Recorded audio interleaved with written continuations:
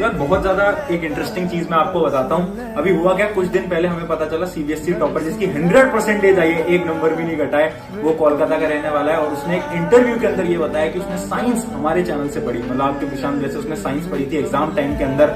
तो हुआ क्या कि जो न्यूज चैनल वाले थे उन्होंने मुझे कॉल करा और उन्होंने बुलाया कि बच्चा आपसे मिलने चाहता है। तो आज मैं आ गया हूँ कोलकाता वो स्टूडेंट से मिलने के लिए। तो अभी जा रहा हूँ मैं आज तक के स्टूडियो में उससे मिलने। तो देखते हैं।